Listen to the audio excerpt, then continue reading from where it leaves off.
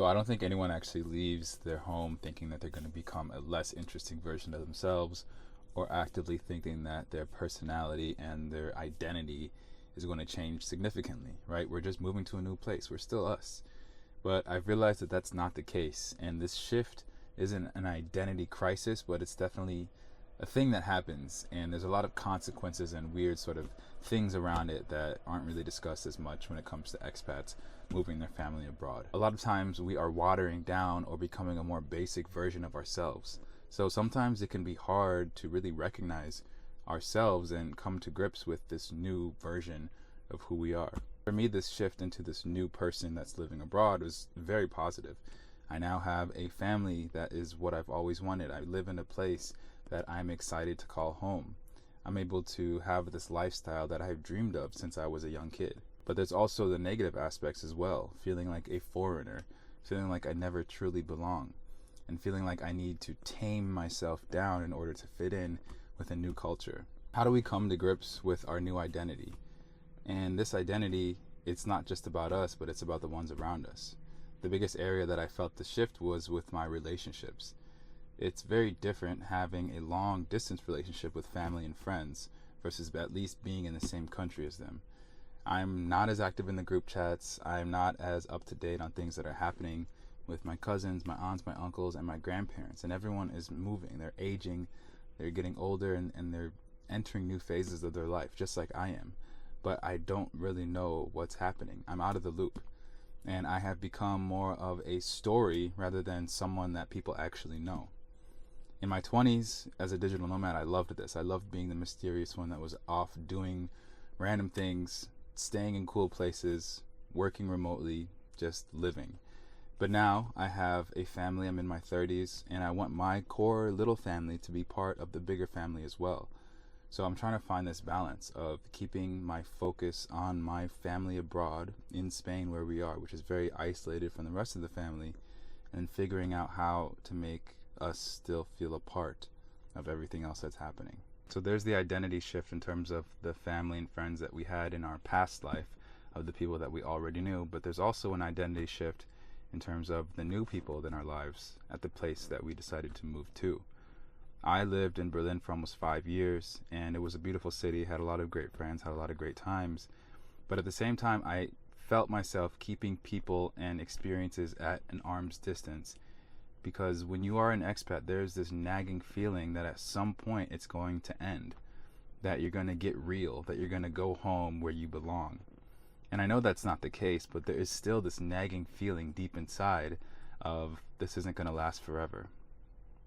And I felt that. I felt that with my relationships. I felt that with my experience with the city. It was a big piece of why I never learned German, why I never felt that I was really going to be a part of this community, of this country.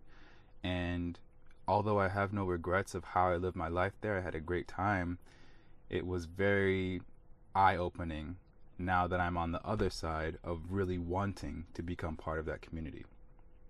And I think it is part of my circumstance. When I was living in Berlin, it was just me and my wife. We were a childless couple running around, living a great life, having fun with our other friends who also had no kids. But now we have a child, and our perspective has understandably shifted. So we want to have permanence. We want to have continuity. We want to have stability, not for ourselves, but also for our kid. We want him to feel like wherever he is, that he is home. So how do we balance this, and how do we actually commit ourselves to a community, to a place, and how do we show and act in a way that makes sense for us to become not just expats passing through, but settlers, non-native locals who have decided to make this place their home. Intentionality is the way that we find our identity in a new place. But that means when we are moving to a new place, we can't half-ass it. We can't just step in pretending that everything is going to be all good, just going with the flow. That's part of it, but you have to be intentional about setting your roots. If you want to be more than just an expat and not just someone passing through with this feeling that you're going to leave, you have to be committed. You have to actually take the actions that are going to put you inside the community so that you are a non-native local, someone that actually belongs to a place. For me and my wife, this is extremely important because we we're nomadic before meeting each other. Before being digital nomads, we moved around as kids. We lived in different houses all the time, so we knew that later in life we wanted this stability. And I think that's what a lot of us are actually looking for when we do move abroad. Even if you are from the US, moving outside of the US is this feeling of, I am going to find my new way. I'm going to find my own path, but I don't want it to be sporadic. I don't want to be moving everywhere all the time. I want to be in a place where I feel comfortable, where I'm excited to call this place home. For families that do this, intentionality has to be a big piece of that. You're not going to be as happy, you're not going to feel solid or stable if you aren't committing yourselves fully. So what does that look like? It means learning the language. It means saying hi to the people that you pass on the streets, creating a relationship with the lady that works at the grocery store that you see every single day. It's taking these steps that might not be fully comfortable, especially if there's a language barrier, a culture barrier, and just a transition period that you're going through. But you have to take these steps. It's with anything in life. You have to have this process in mind and this understanding that it's going to be uncomfortable for a bit, but then at some point the benefits are going to compound and compound. So you just have to stick with it. And this is big for any expat, but especially if you're moving to a city that isn't necessarily a hub like Lisbon or Barcelona. For myself, we live outside of Barcelona, so this is a bit of a in-between. We still get the benefits of living near an international city, but we are in a very, very Catalan area. So I have to keep that in mind and take that extra effort. But I think there is an added bit of appreciation and enjoyment from this life that we're living when you are taking a little bit of the route that others aren't necessarily taking.